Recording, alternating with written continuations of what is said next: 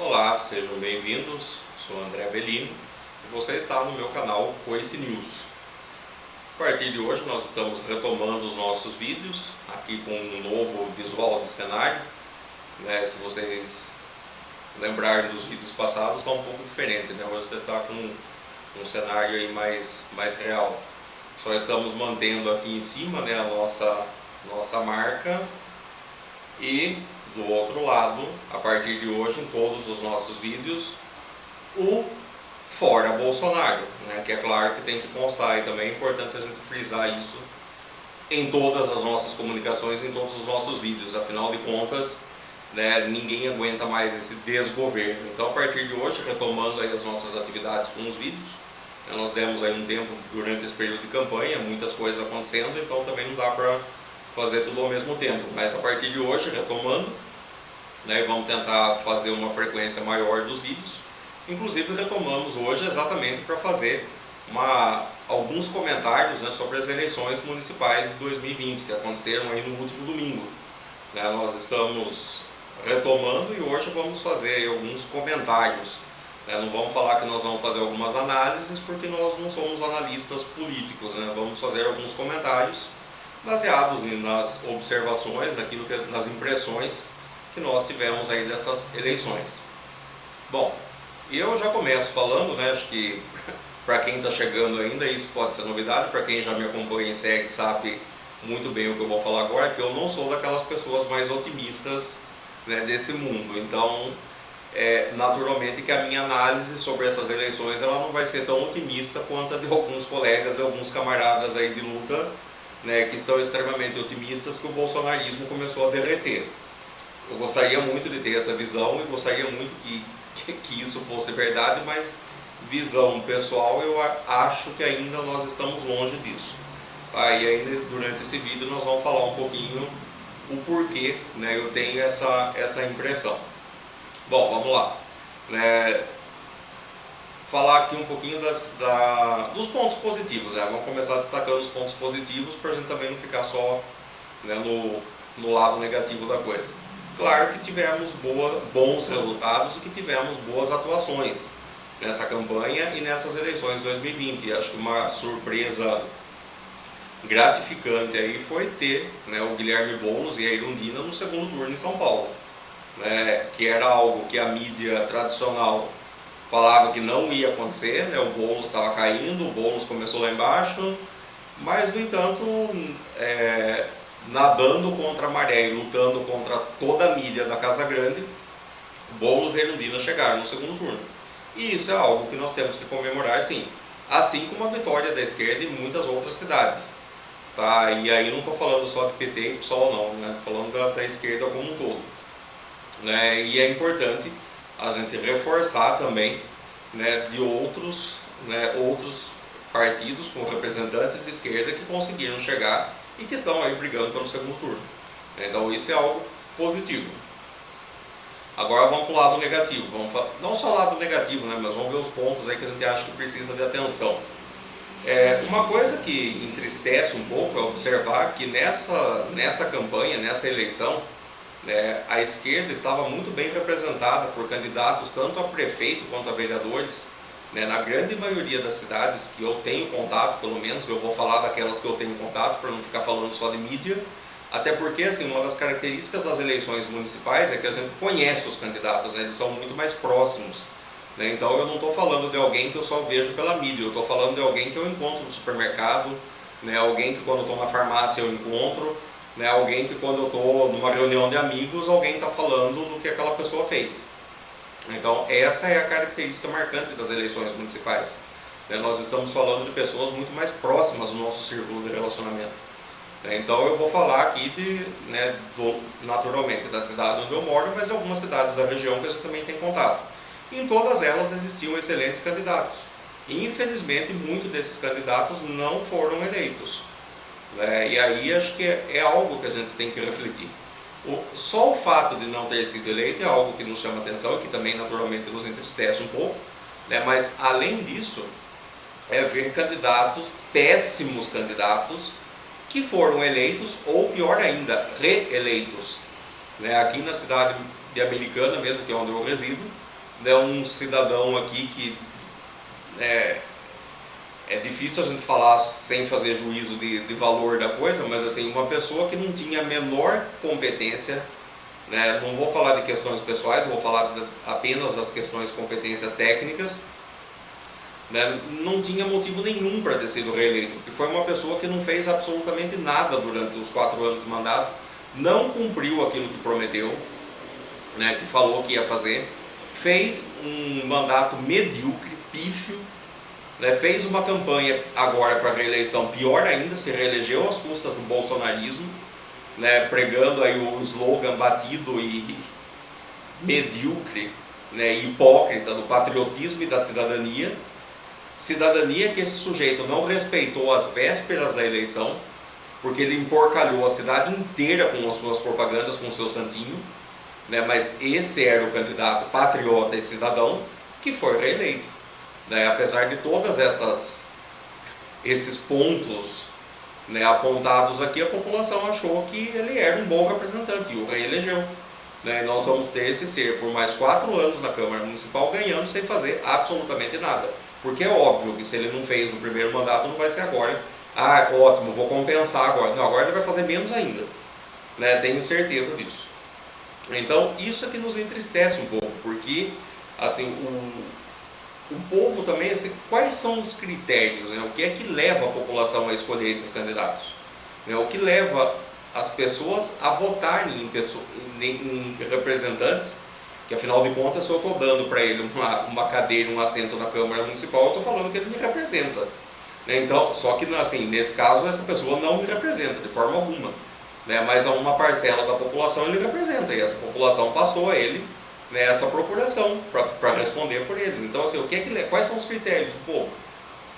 Né, o que é que leva a esse tipo de comportamento? É algo que a gente tem que pensar, né? Eu acho que assim, é algo que a gente tem que refletir. Porque não adianta a gente ficar reclamando porque o cara foi eleito ou reeleito. É óbvio que a gente vai brigar, vai contestar, vai xingar, isso é natural. Mas também ficar só nisso não resolve. Né? Porque senão daqui a 4 anos corre o risco de ele ser eleito novamente. E a gente vem para a rede social e vai continuar xingando. Mas o fato é, o que é que está levando a isso? Né? Quais são os critérios que levam as pessoas a votarem nele e a tantos outros aí que notadamente não fizeram porcaria nenhuma ao longo dos 4 anos e quando fizeram foi contra a população, né? Foi votando projetos de lei que penalizavam o povo e ainda assim eles foram reeleitos. Né? Então, qual é a explicação para isso? O que é que leva a esse tipo de comportamento? Eu acho que essa é a reflexão que a gente tem que fazer, porque assim, a gente tem que identificar essas causas e começar a tratar o mal pela raiz, né? É a mesma coisa do analgésico, não adianta nada você tomar um analgésico para dor de cabeça sem saber o que é que causa a dor de cabeça, porque você vai passar a vida inteira tomando remédio, né? Tomando analgésico que corta a dor, mas a causa continua lá e daqui a pouco ela volta. Né? Então, esse é o ponto, né? Como que nós vamos atacar essa questão? Conhecendo.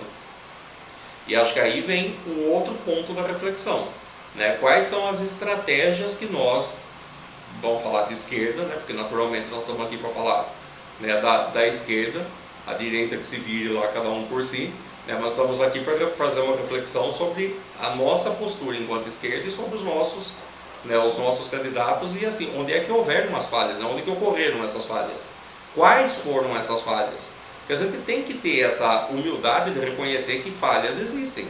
Porque se a gente achar que não, foi tudo lindo, foi tudo maravilhoso, 2022 a gente repete o resultado, que é nenhum, né? Ou muito aquém daquilo que a gente sabe do potencial que poderia ter.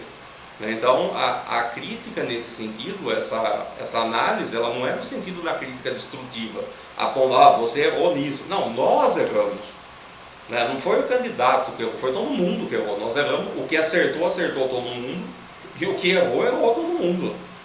Então a reflexão aqui não é para achar culpado, né? É para identificar os problemas e junto traçarmos estratégias do que é que pode ser feito para mudar isso.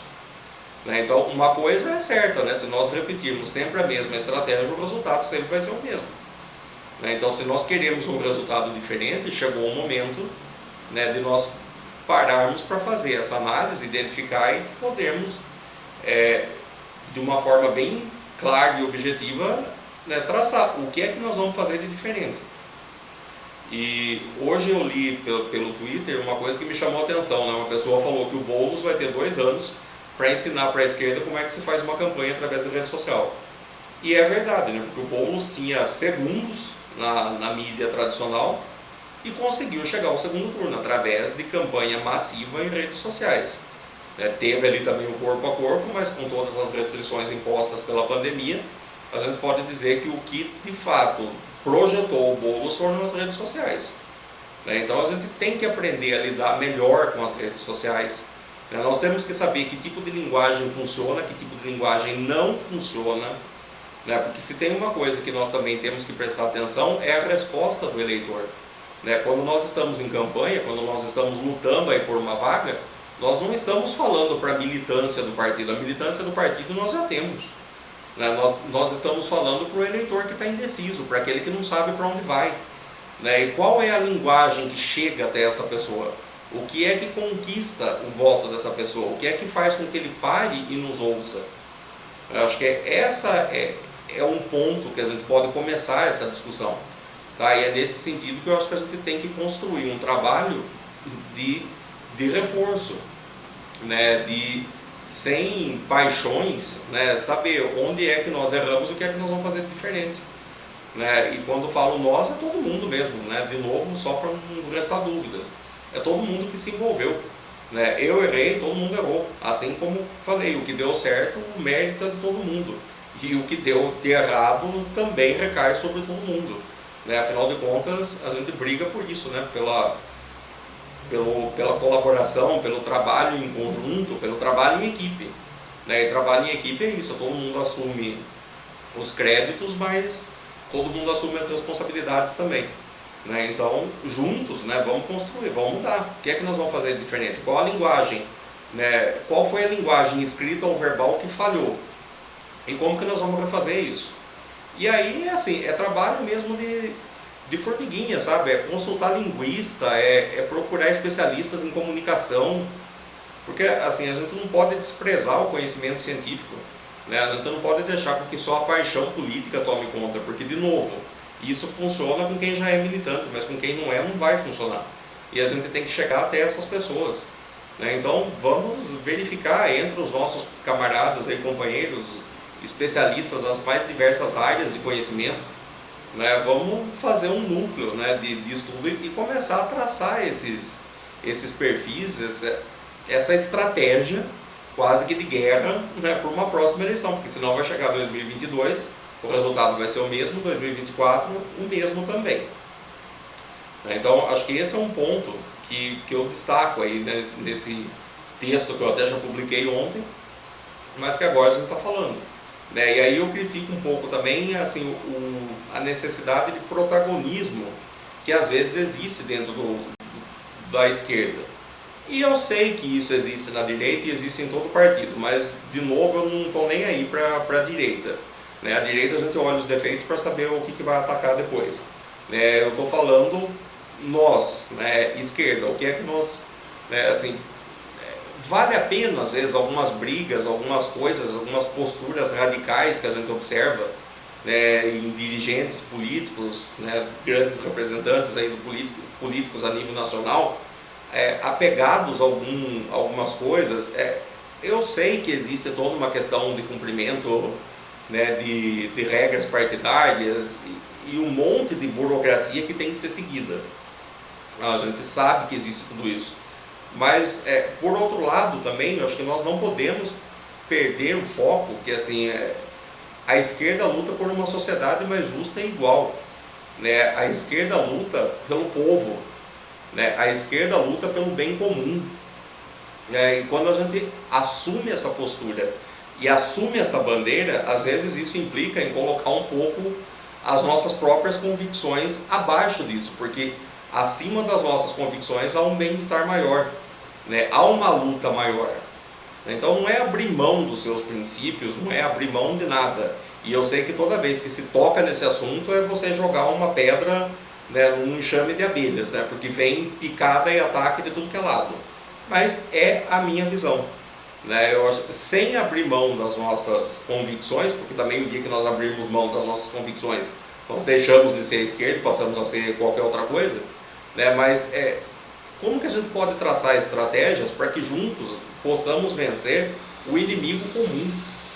Isso é até um nome de filme, né? Mas o inimigo é outro, né? O inimigo agora é outro. O inimigo nosso hoje é o bolsonarismo, é o Bolsonaro e tudo que esse ser pútrido representa.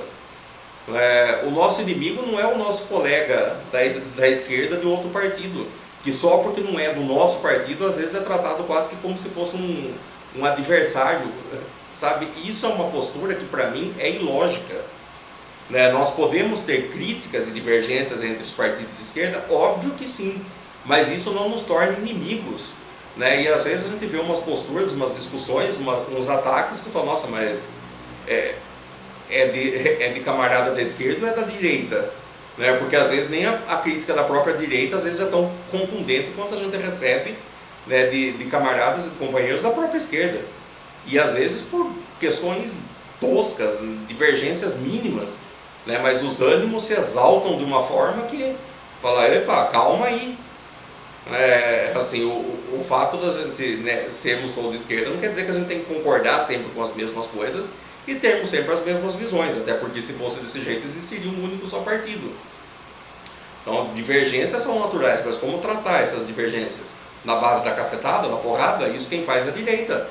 E assim, se for para ter que partir para esse tipo de postura, que seja contra o inimigo e não contra o aliado. Então esse é um outro ponto que eu chamo a atenção e que sei que graças a isso muitos também vão me criticar. Mas aí é o meu ponto de vista e cada um tem o seu. Não estou muito preocupado com isso também não. O que eu questiono é o que é ser de esquerda. Para mim é isso, essa provocação, que eu coloco o que é ser esquerda, porque para mim ser esquerda é colocar o meu ponto de vista abaixo do interesse comum. E o interesse comum hoje tem que ser derrubar a direita, derrubar Bolsonaro, derrubar tudo que esse governo podre representa, esse neoliberalismo que vai acabar com esse país, sabe? Isso para mim é o principal inimigo, isso é o que tem que ser combatido. Qualquer outra coisa dá para se conversar e dá para chegar num acordo. Esse é o meu ponto de vista, que politicamente falando não representa ninguém, mas aí eu estou falando do meu ponto de vista, mas eu acho que seria importante que a gente começasse esse movimento de pensar isso e ver o que é que pode ser feito nesse sentido, porque senão nós estamos às portas de 2022. O ano que vem muito possivelmente vai ser um ano ainda muito confuso em decorrência da pandemia, porque não vamos nos iludir, isso não vai ser resolvido de uma forma tão simples e rápida, até porque essa própria praga desse presidente vai fazer todo o possível para atrapalhar isso.